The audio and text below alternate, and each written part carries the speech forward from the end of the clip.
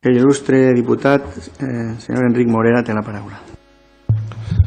Moltes gràcies, senyor president, i efectivament donar l'enhorabona al senyor Montiel i sobretot a tota la gent que ha dut endavant la iniciativa legislativa popular, perquè no n'hi ha precedents en la nostra curta vida de recuperació de la nostra sobirania a través d'una Constitució ara molt qüestionada, de presència de l'autèntica societat civil en aquestes coses.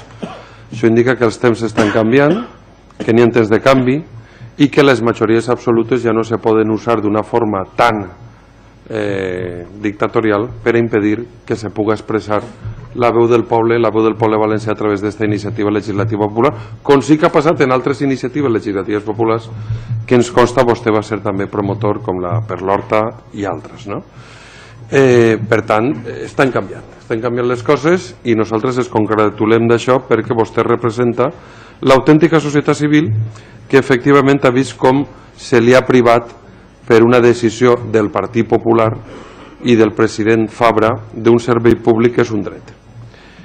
I la mostra de les persones importantíssims, i vull destacar per exemple el Josep Lluís Albinyana, expresident del Consell Preautonòmic de la Generalitat, una persona que ha alçat la seva veu després de la seva etapa com a magistrat, junt a altres, senyor Xirvés o Toni Mayor o el rector de la Universitat de València. Crec que ens honoren perquè realment sí que tenim una autèntica societat civil i no l'esperpent que va muntar el president Fabra en l'edifici Vals i Vents, que encara no sabem la llista dels que s'han adherit a la història aquella que va impulsar el senyor Fabra.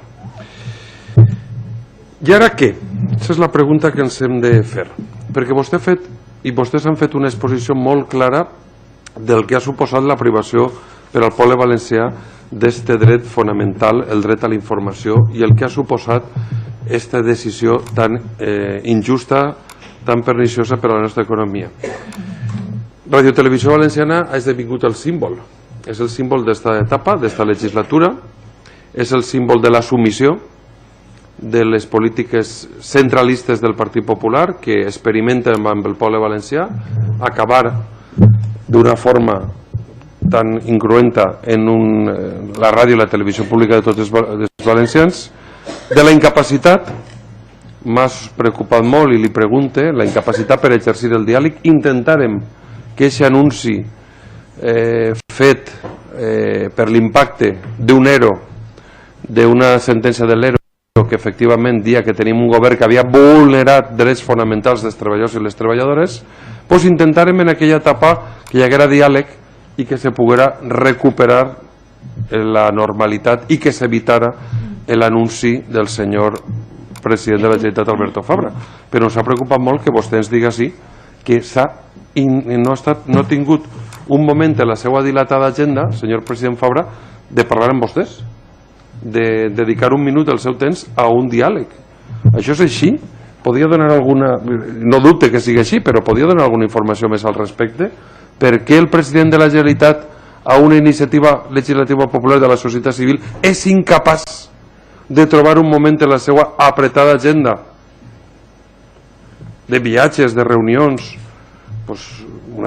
Ahir tingué temps per a rebre a la ministra Pastor per dir-nos que no anem a tindre el tren per la costa i que mentre arriba un ferrocarril de la Xina, nosaltres tenim que exportar les nostres taronges o cotxes en autopista cara i de peatge, a donar ordres als sumissos que tenim així del Partit Popular.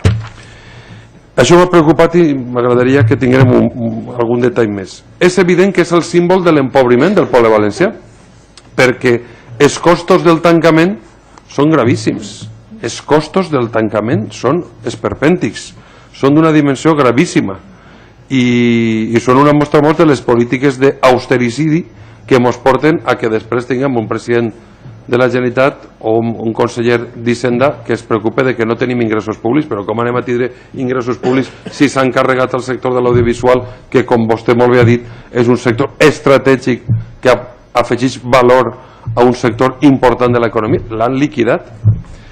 I per tant, la pregunta que es podia fer així, i nosaltres ens la fem, és, i li faig la pregunta, més enllà de la iniciativa legislativa popular, la voluntat dels promotors podria ser el de recuperar el servei públic de Ràdio Televisió Valenciana? Perquè si això és la voluntat, si se vol, se pot. Si en estos moments el Partit Popular i el senyor Alberto Fabra volgueren recuperar el servei públic de Ràdio Televisió Valenciana, podrien. I ho haurien de fer. I per això jo li pregunte, perquè vostè marca la recuperació, vostès i nosaltres que hem signat la recuperació del servici públic de ràdio i televisió pública en una nova llei, però vostè sap que per a fer recuperar el servei s'ha de liquidar el que està intentant liquidar el Partit Popular i el govern de la Generalitat, i pel que sabem dels liquidadors això va ser impossible. Va ser impossible, entre altres coses, perquè la competència del Partit Popular suposa que tenen tants pleits, un en el Tribunal Constitucional, un altre a l'Audiència Nacional i uns altres de dret civil o privat per lo que ha suposat del saqueig organitzat, i això ho hauran de demostrar els tribunals, dels diners de Radiotelevisió Pública Valenciana, pues que per a liquidar aquest servei, si no se liquida i no n'hi ha visos que es pugui liquidar pronte, pues no se pot posar en marxa un altre servei públic. Per tant, si hi haguera realment voluntat per part del Partit Popular, se podria recuperar el servei públic. I els costos estratosfèrics del tancament pues se podrien revertir en iniciativa d'inversió per a recuperar el servei i recuperar un sector estratègic que generaria treball. S'ha fet públic un informe. Què me queda? És que no tinc rellotge.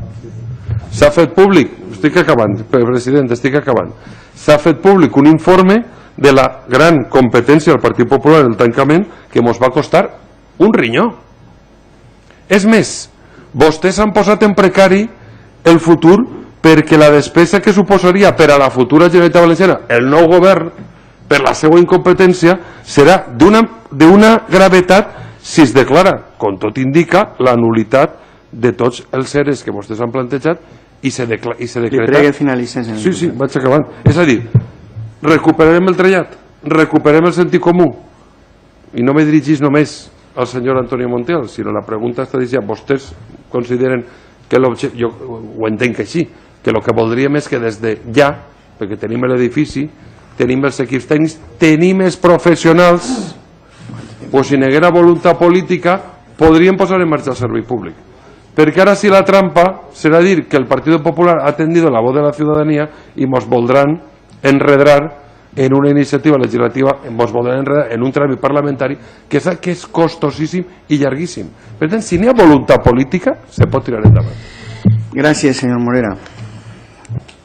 En representació del grup parlamentari socialista, il·lustre diputat Josep Moreno, té la paraula. Moltes gràcies. Senyor Montiel, benvingut. Vostè està així no per la gràcia de ningú.